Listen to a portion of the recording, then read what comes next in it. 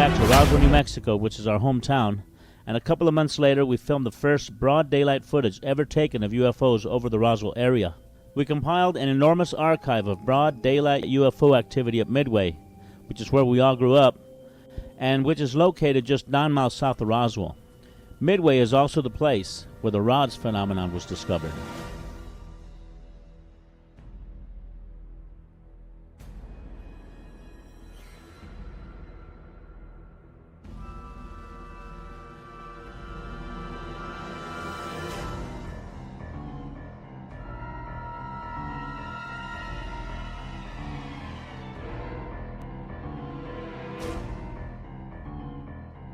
You can see a rod coming in, and it's coming in like this outside of the water, and you see it hit the water, leaves a bubble trail, and enters in. And there's about 3 or 4 of them that just zip by, and they're going just as fast as rods do in the sky.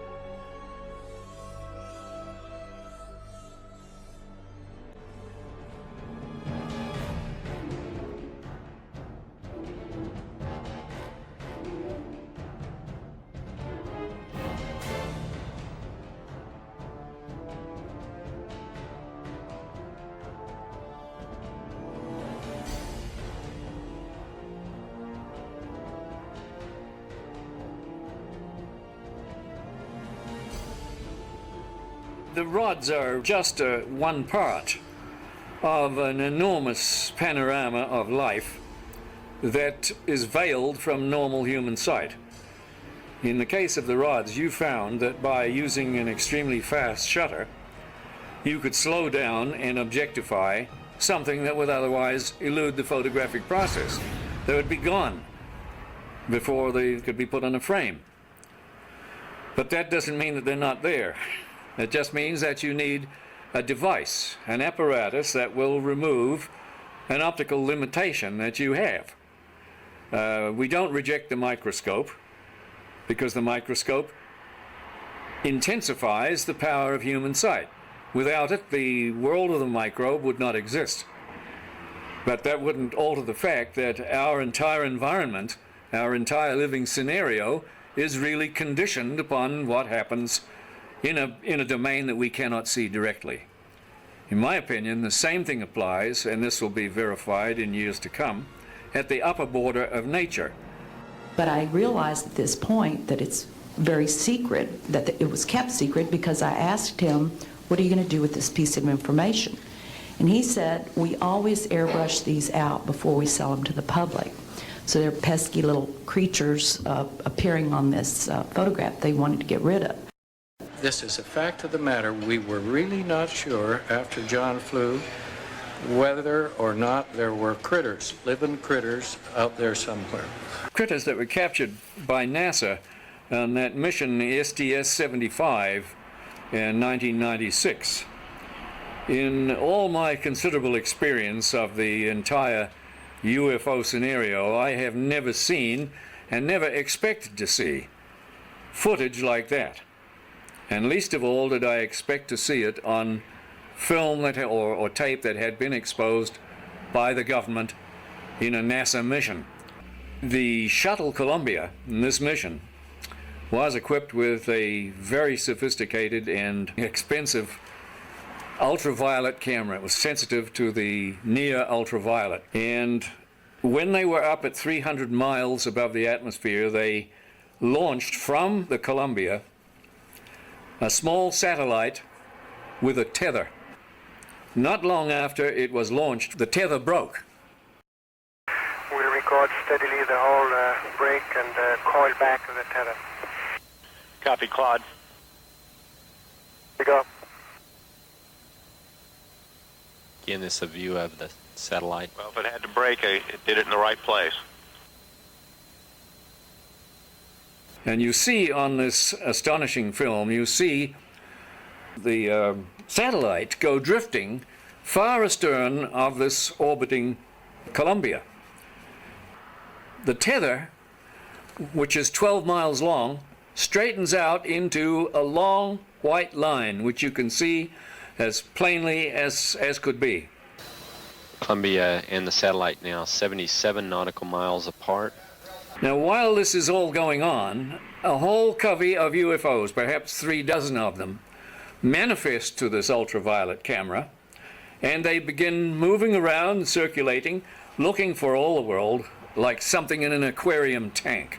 The satellite, again, just moving into sunrise. Now, Houston, of course, down on the ground, is getting this feed from the Columbia, and they ask the astronauts in the shuttle, what can they see? What is it they can see? You guys getting the image? Franklin, we see a long line, a couple of star-like things, and a lot of things swimming in the foreground. Can you describe what you're seeing? Well, the long line is a tether, and there's a little bit of debris that kind of flies with us. It is like a brilliant white bar. It looks like a neon sign, and it's 12 miles long. Now, what this does is give you a sort of cosmic ruler by which you can get an idea and an estimate of the diameter of the UFOs that are flitting around down there. Now, when you see them go behind the tether, that means that you can use that tether like a ruler to measure their diameter. And those things that are down there going behind the tether are between 2 and 3 nautical miles in diameter.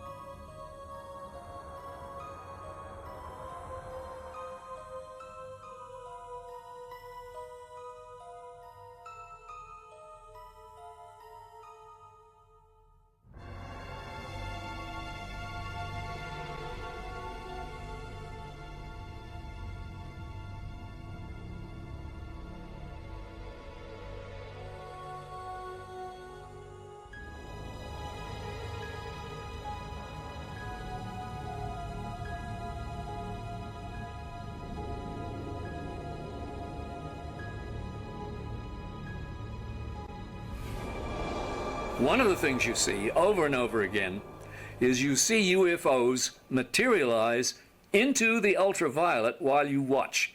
You see them come from out of nowhere to the point where they are returning a response to the camera. You also see them dematerialize while you have them under observation. There's two of the central things that have gone on with UFOs since day one. materialization and dematerialization. It's going on in this film, 300 miles above the Earth, photographed by your government with your astronauts superintending the whole thing. Charlie, completely unzoomed, and you see the full extent of the tether. Columbia, Houston, that's a much better view, a lot more contrast.